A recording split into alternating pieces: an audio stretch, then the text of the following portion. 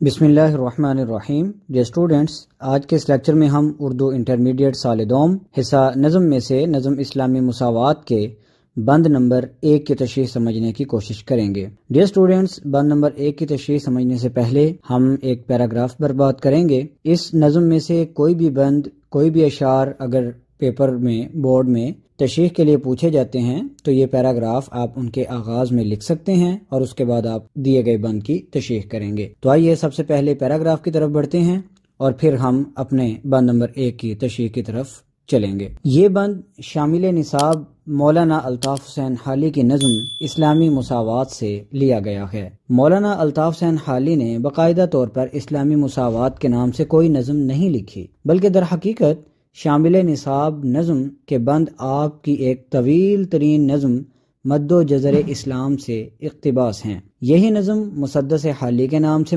मशहूर हुई। कहा जाता है कि हिंदुस्तान में कुरान करीम के बाद सबसे ज़्यादा शाये होने वाली यही नज़्म मद्दो जज़र इस्लाम या मुसद्दस हाली ही है। इस नज़्म में हाली ने मुसलमानों के उरूज के दौर, जब वो दुनिया की सबसे बड़ी ताकत थे, और उनके जवाल के बाद की हालत का मवाजना किया है। नज़्म में मौजूद मद से मुराद उरूज और जज़र से मुराद जवाल है। हाली ने मुसलमानों के जवाल को उनकी दाखिली कमज़ोरियों, अखलाकी तनज़्ज़ुली और दीन से दूरी के साथ जोड़ा है। इस नज़्म में इनफरादी और इज्तिमाई सतह पर मुसलमानों की इस्लाह और रूहानी और फिक्री तरक्की की ज़रूरत को उजागर किया गया है। डियर स्टूडेंट्स, ये पैराग्राफ है। इस नज़्म में से कोई भी बंद बोर्ड में तशरीह के लिए पूछा जाए तो आप उसके आगाज़ में ये पैराग्राफ लिख सकते हैं और उसके बाद अपनी दिए गए बंद की तशरीह कर सकते हैं। आइए अब हम बंद नंबर 1 की तशरीह की तरफ बढ़ते हैं। बंद नंबर 1 मुलाहिज़ा कीजिए। किसी कौम का जब उलटता है दफ्तर तो होते हैं मस्ख उनमें पहले तवंगर, कमाल उनमें रहते हैं बाकी न जोहर, न अक्ल उनकी हादी न दीन उनका रहबर, न दुनिया में जिल्लत न इज्जत की परवाह, न उकबा में जन्नत न दोज़ख की परवाह। सबसे पहले मुश्किल अल्फाज के माना देखते हैं। दफ्तर उलटना, इसका मतलब है जवाल का शिकार होना। मस्ख, इसका मतलब है बिगड़ना या तबाह होना। और तवंगुर का मतलब है मालदार। कमाल का मतलब है खूबियाँ। जोहर का मतलब भी है खूबियाँ। और हादी, हिदायत देने वाला, रहनुमा, रहनुमाई करने वाला। राहबर, रहनुमा को कहते हैं, रास्ता दिखाने वाले को कहते हैं। जिल्लत का मतलब है रुसवाई। परवाह, फिक्र।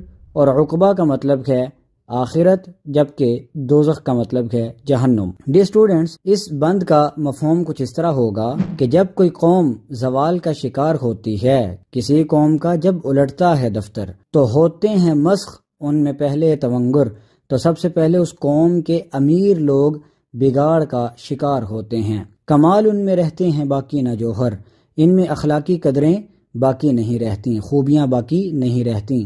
नाकल उनकी हादी न दीन उनका रहबर, नाकल उनकी रहनुमाई करती है और ना ही दीन उनको सीधा रास्ता दिखाता है, क्योंकि वो दीन से पहले ही दूर और बेजार हो चुके होते हैं।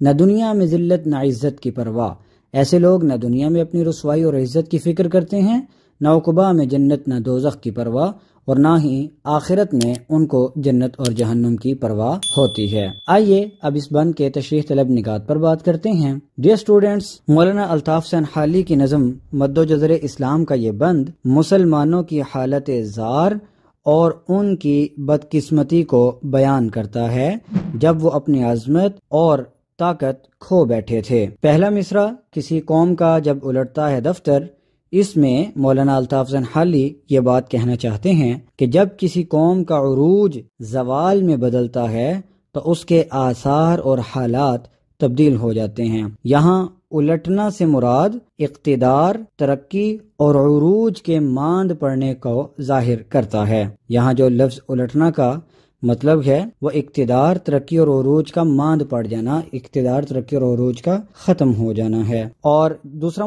मिसरा देखें तो होते हैं मस्ख उनमें पहले तवंगुर। हाली की मुराद ये है कि जब कौम की हालत बदले तो पहले जो लोग ताकतवर और मालदार थे वो भी बिगड़ जाते हैं। दौलत और ताकत के नशे में मुब्तला लोग जब जवाल का शिकार होते हैं तो उनके किरदार में भी बिगाड़ आ जाता है और वो अपने असली जौहर को खो देते हैं। अखलाकी कदरें उनकी पामाल हो जाती हैं और उनके अंदर कोई खूबी, कोई کمال باقی نہیں رہتا، جیسا کہ آگے آ رہا ہے کہ کمال ان میں رہتے ہیں باقی نہ جوہر۔ اس سے مراد یہ ہے کہ قوم کی عظمت اور کمال ختم ہو جاتا ہے، اور جو لوگ پہلے اپنی صفات یا کردار کے لیے مشہور ہوا کرتے تھے وہ اب بے اثر اور بے وقعت ہو جاتے ہیں۔ نہ عقل ان کی ہادی نہ دین ان کا رہبر۔ شاعر کہتے ہیں کہ ان لوگوں کے پاس نہ عقل رہتی ہے اور جو انہیں صحیح راستہ دکھائے، اور نہ دین ان کا رہبر بنتا ہے جو ان کو ہدایت دے، کیونکہ یہ لوگ دین کو بہت پیچھے چھوڑ چکے ہوتے ہیں اور یہ لوگ دین سے بیزار ہوتے ہیں، یہاں تک کہ جب ان کے سامنے دین کی بات کی جائے تو ان کے چہرے بتا دیتے ہیں کہ ان کو دینداری کی باتیں سننا گوارا نہیں ہے۔ نہ دنیا میں ذلت نہ عزت کی پرواہ۔ اس میں شاعر اس بات کا اظہار کر رہے ہیں کہ اس حالت میں وہ لوگ نہ دنیا میں اپنی عزت کی پرواہ کرتے ہیں اور نہ ذلت کی۔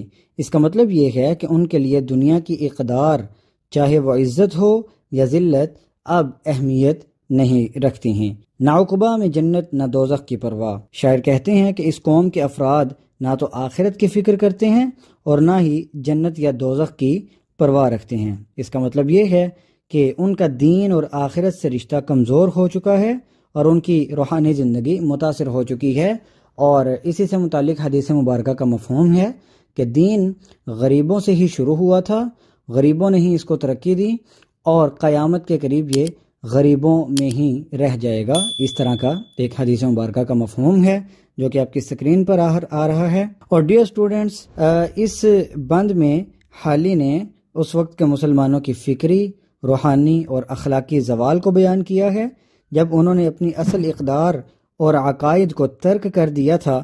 یہ بند اس بات کی طرف اشارہ کرتا ہے کہ جب قومیں اپنے اصول اور اپنے عقائد سے منحرف ہو جاتی ہیں تو ان کی ترقی رک جاتی ہے اور وہ ذلت کا شکار ہو جاتے ہیں۔ یہ اشعار انفرادی اور اجتماعی سطح پر انسانوں اور بالخصوص امراء یعنی امیر طبقے کی بے حسی اور کمزوری کو ظاہر کرتے ہیں۔ جب دنیا کی لذتیں اور خواہشات ہی اہم بن جاتی ہیں اور انسان اپنی روحانیت اور اس دنیا میں اپنے آنے کے اصل مقصد کو بھول جاتا ہے۔ یہ بند امیر طبقے کی اس حالت پر ایک انتہائی مؤثر تنقید ہے۔ حالی نے یہاں مسلمانوں کے امیر طبقے کو آئینہ دکھا کر ان کو غلطیوں پر غور کرنے پر مجبور کیا ہے۔ انہوں نے واضح طور پر بتایا ہے کہ اگر مسلمانوں کو اپنی سابقہ عظمت دوبارہ حاصل کرنی ہے تو انہیں اپنی اخلاقی قدروں کو بحال کرنا ہوگا اور اللہ تعالیٰ کی طرف رجوع کرنا ہوگا۔ لہٰذا اس بند سے ہم یہ سبق لے سکتے ہیں کہ ہر فرد اور ہر قوم کو اپنی اخلاقی اقدار کو قائم رکھنا چاہیے۔ جب ہم اپنی اخلاقی اقدار سے دور ہو جاتے ہیں تو ہم اپنی شناخت کھو دیتے ہیں اور زوال کی طرف بڑھنے لگتے ہیں۔ ڈیئر اسٹوڈنٹس، آج کے اس لیکچر میں ہم نے نظم اسلامی مساوات کے بند نمبر 1 کی تشریح سمجھی، اور اس سے پہلے ہم نے وہ پیراگراف بھی دیکھا جو آپ کسی بھی بند کی تشریح سے پہلے لکھ سکتے ہیں۔ اگلے لیکچر میں انشاءاللہ ہم بند نمبر 2 کی طرف بڑھیں گے۔ تب تک کے لیے اپنا بہت سارا خیال رکھیے گا۔ ویڈیو کو لائک کر دیجیے گا، چینل کو سبسکرائب کر دیجیے گا اور اپنے کلاس فیلوز کے ساتھ شیئر کیجیے گا۔ اجازت دیجیے، اللہ حافظ۔